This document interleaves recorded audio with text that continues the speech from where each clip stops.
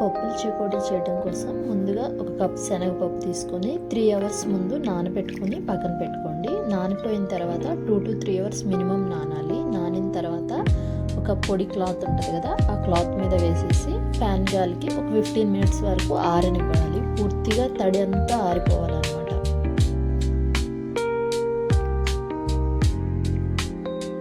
ఆ పప్పు ఆరేలోపు మనం ఈ కప్పుతో 2 కప్పులు అన్నమాట బియ్యపిండి, పొడి బియ్యపిండి తీసుకోవాలి. 1 కప్పు మైదా పిండి తీసుకుని జల్లెట్లో వేసుకుని జల్లించుకోవాలి. 2 కప్పుల పొడి బియ్యం పిండి, 1 కప్పు మైదా పిండి 3 కలిపి జల్లించేసి పక్కన పెట్టుకోవాలి. కొంచెం అడుగు మందంగా ఉన్న పాత్ర తీసుకుని ఇందాక మనం ఏ కప్పు అయితే పిండి కొలుచుకున్నామో అదే దాంతో 3 కప్పుల నీళ్లు కూడా కొలిచి పోసుకోవాలన్నమాట. 2 కప్పుల వరిపిండి అంటే 2 కప్పుల బియ్యం పిండి, 1 కప్పు మైదా, 3 కప్పుల నీళ్లు.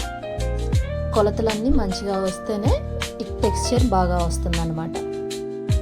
నీళ్లు పొయ్యి మీద పెట్టాము కదా, ఆ నీళ్లు మసిలేలోపు 2 టీ స్పూన్లు ఉప్పు, 1 టీ స్పూన్ కారము, 1/4 టీ స్పూన్ వాము, కొంచెం అంతా పసుపు, తర్వాత 1/2 టేబుల్ స్పూన్ వరకు ఇంగువ తీసుకుని పెట్టుకుందాము.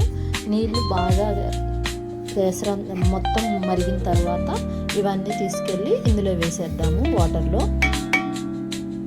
ఇలా వాటర్ బాగా తెరులుతూ ఉన్నప్పుడు 1 టీ స్పూన్ నెయ్యి కూడా ఇందులోనే యాడ్ చేసేసుకోవాలి. ఇలా నెయ్యి వేసుకుని మొత్తం ఒకసారి ఇలా కలిపేసుకోవాలి. ఆ నెయ్యి ప్లేస్లో మీరు బటర్ కూడా యాడ్ చేసుకోవచ్చు కావాలంటే. కలిసిన తర్వాత ఒకసారి వాటర్ని టేస్ట్ చూసుకోండి. ఏమన్నా యాడ్ చేయాలంటే ఈ స్టేజ్లో యాడ్ చేసుకోవచ్చు. కొంచెంగా పిండి వేసుకుంటూ పిండి మొత్తం ఈ వాటర్కి సరిపోయేలాగా కలుపుకోవాలన్నమాట. కొంచెంగా పిండి యాడ్ చేసుకుంటూ ఇలా సాఫ్ట్ కన్సిస్టెన్సీ వచ్చేలాగా పిండిని కలుపుకోవాలి. కొంచెం గోరువెచ్చగా అయిన తర్వాత మనం చపాతీ పిండికి ఎలా కనుక కలుపుకుంటామో సేమ్ అలాగే క్రాక్స్ లేకుండా నీట్గా కలుపుకోవాలన్నమాట. గోరువెచ్చగా ఉన్నప్పుడు చేయండి. ఇలా పిండి మొత్తం సాఫ్ట్గా నొక్కున్న తర్వాత మనకి కావాల్సిన సైజులో చెకోడీలు చేసుకోవడమే అన్నమాట. ఇలా చిన్న చిన్న బాల్స్ లాగా తీసుకుని నెమ్మదిగా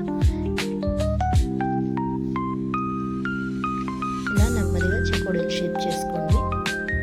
కంప్లీట్గా ఫ్యాన్ గాలి కిందగా 15 మినిట్స్ ఆరబెట్టుకున్న పచ్చిశనగపప్పు ఉంది కదా, ఇప్పుడు తడి ఏమీ లేకుండా కంప్లీట్గా తీసుకొచ్చి దీన్ని ఇలా చెకోడీ షేపింగ్ చేసుకున్నాం కదా, ఇలా పోసుకొని చుట్టుకోవాలన్నమాట. చెకోడీగా మరీ థిక్గా ఉండకూడదు, అలానే మరీ థిన్గా ఉండకూడదు. చెకోడీలు మీడియంగా ఉండాలన్నమాట.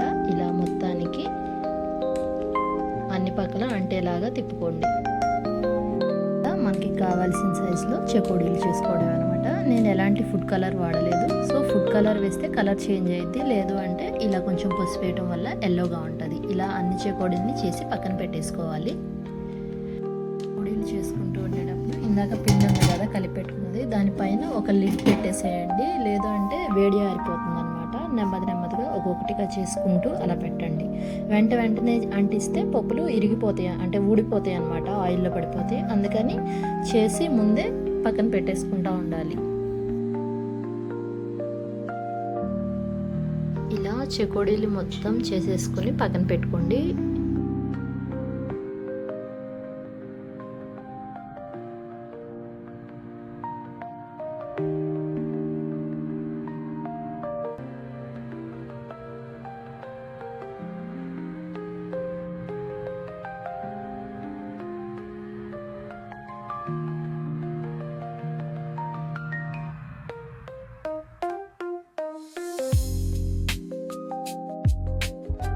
ఇలా ఆయిల్లో బుడగలు రావటం నెమ్మదిగా తగ్గిపోతుంది కదా, అప్పుడు మనకి వేగినట్టు తెలుస్తుంది అన్నమాట. ఇలా బుడగలు రావటం తగ్గిపోయిన తర్వాత నెమ్మదిగా తీసేసుకోవాలన్నమాట.